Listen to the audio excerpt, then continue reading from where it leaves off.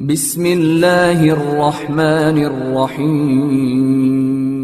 الحمد للہ رب العالمین والصلاة والسلام علی محمد وعلی اہل بیتہ الطیبین الطاہرین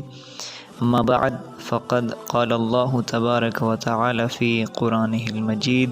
بسم اللہ الرحمن الرحیم وَلَقَدْ يَسَّرْنَا الْقُرْآنَ لِلذِّكْرِ فَهَلْ مِن مُدَّكِرٍ، اور بالتحقیق ہم نے قرآن کو نصیحت کے لیے آسان بنا دیا، تو کیا کوئی ہے نصیحت کو قبول کرنے والا۔ خلاصہ قرآن 10واں پارہ۔ اس پارے میں 2 سورہ ہیں، سورۃ الانفال اور سورۃ التوبہ۔ سورۃ الانفال کا بقیہ حصہ اور سورہ توبہ کا ابتدائی حصہ۔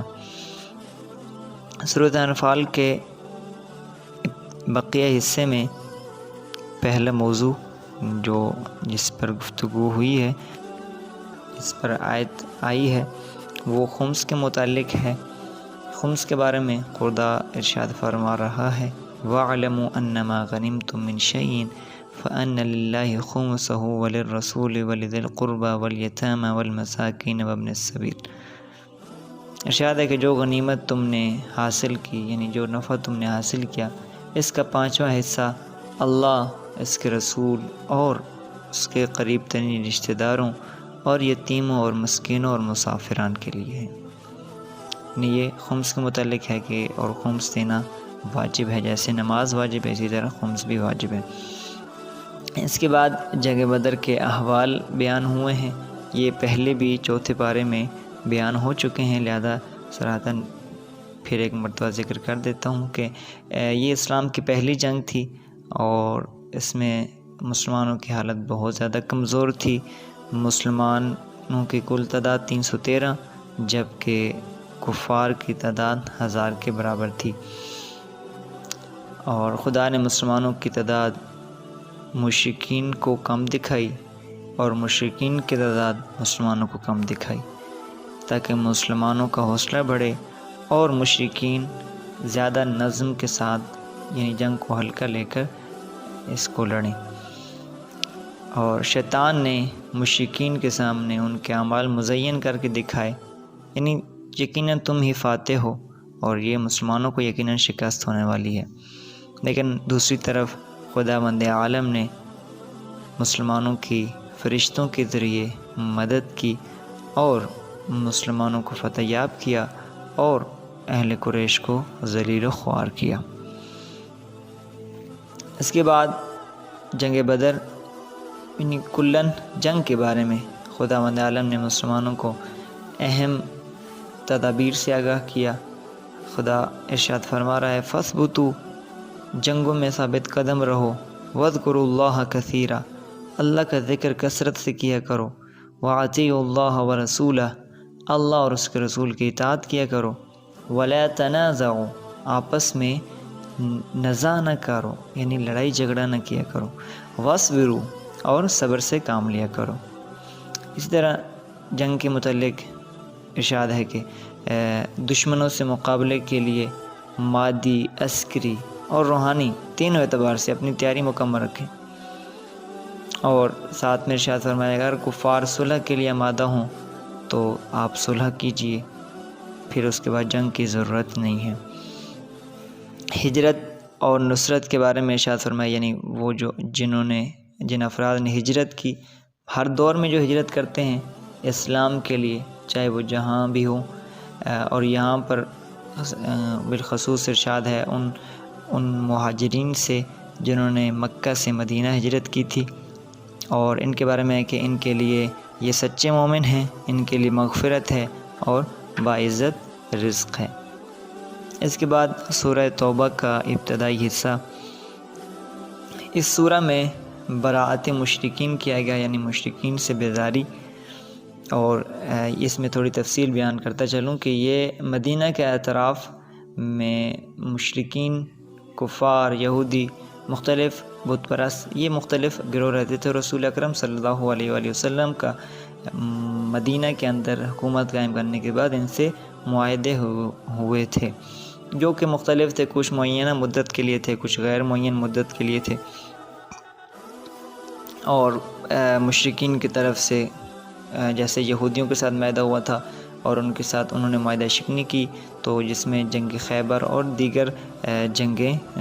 ہوئی تھیں۔ اسی طرح مشرکین کے ساتھ، بت پرستوں کے ساتھ بھی رسول اللہ کے معاہدے ہوئے تھے، تو انہوں نے بھی اس کو معاہدے کو توڑا، جس کے بارے میں اب خداوند عالم نے بھی ارشاد فرمایا کہ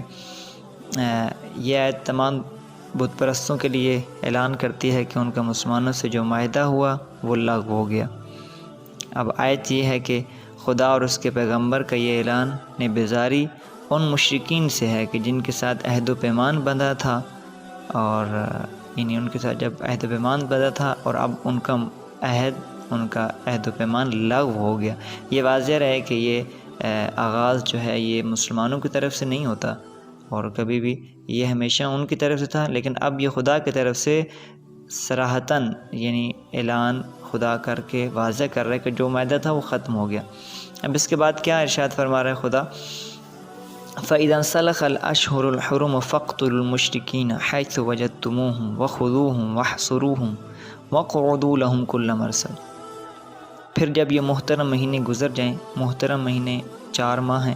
جو خدا یعنی ان میں جنگ نہیں کی جا سکتی، یہ محترم مہینے گزر جائیں تو کفار، یا ایک اور بھی ہے کہ ان کو 4 ماہ کا موقع دیا گیا تھا، وہ بھی ادھر ارشاد ہے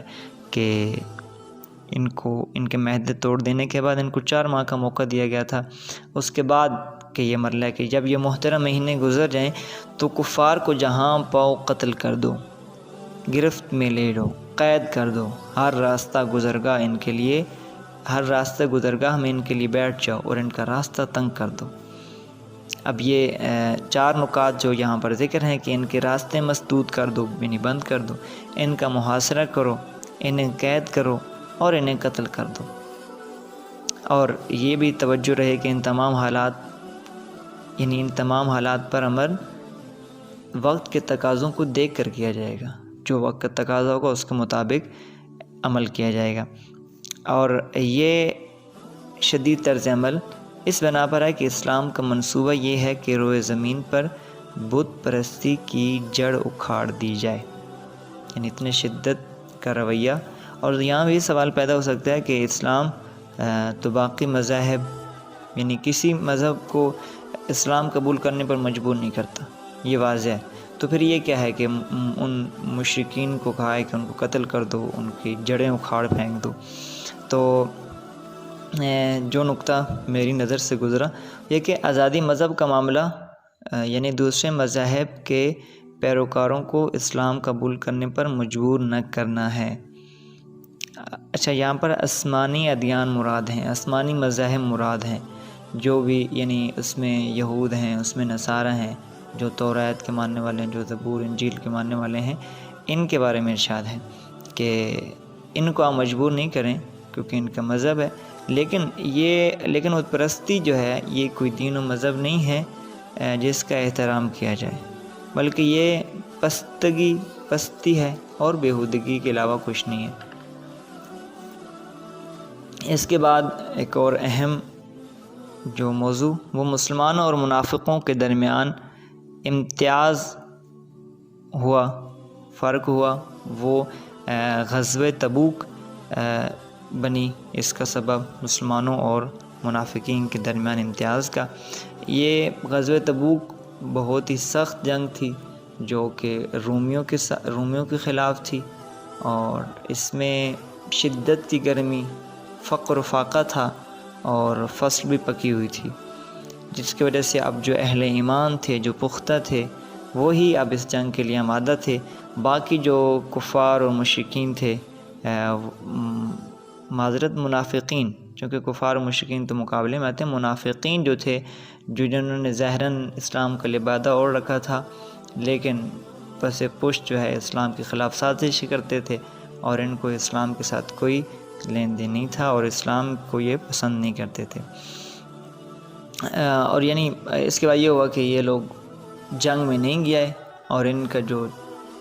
اسلام کا لبادہ انہوں نے اوڑھ رکھا تھا، قرآن نے اس کو، خداوند عالم نے اس کو ظاہر کر دیا۔ اور منافقین کے بارے میں ارشاد ہے کہ یہ لوگ قدرت کے باوجود جہاد سے بھاگتے ہیں، نہیں ان کے پاس قدرت ہوتی ہے، ان کے پاس طاقت ہوتی ہے، یہ جھوٹے بہانے تراشتے ہیں، کوئی عذر نہیں ہوتا بلکہ جھوٹ کے ذریعے اپنے بہانے بناتے ہیں اور ان کو پیش کرتے ہیں، اور مسلمانوں کے لیے دل میں بغض و حسد رکھتے ہیں۔ اس کے بعد مسلمانوں کی خوشی پر غم زدہ ہوتے ہیں، اگر مسلمانوں کو فتح حاصل ہو جائے تو یہ غم زدہ ہوتے ہیں، اگر مسلمانوں کو کوئی رنج پہنچے، کوئی مشکل درپیش ہو تو اس وقت یہ خوش ہوتے ہیں، اور یہ ہمیشہ ساتھ ہونے کا یقین دلاتے ہیں، کبھی یہ مقابلے میں نہیں ہے بلکہ ہمیشہ کہتے ہیں ہم آپ کے ساتھ ہیں۔ مال کے طلبگار رہتے ہیں، یعنی ہر وقت دولت کے پیچھے، یا ان کو اگر مال دیا جائے تو یہ اس میں زیادہ کا تقاضا کرتے ہیں کہ ہمیں زیادہ دیا جائے، اور بخل ان کی فطرت تھی۔ اس کے بعد یہ رسول اللہ کے لیے نازیبہ کلمات کہتے ہیں، اور امر بالمعروف، بلکہ یہ یأمر بالمنکر، یعنی منکر کی دعوت دیتے ہیں، یعنی برائی کا امر دیتے ہیں، برائیوں کی طرف بلاتے ہیں، وَيَنْهَوْنَ عَنِ الْمَعْرُوفِ، اور نیکیوں سے روکتے ہیں۔ پھر پیغمبر سے ارشاد ہوا کہ اگر آپ 70 مرتبہ بھی ان کے لیے استغفار کریں تو بھی اللہ ان کی مغفرت نہیں کرے گا۔ خداوند عالم سے دعا ہے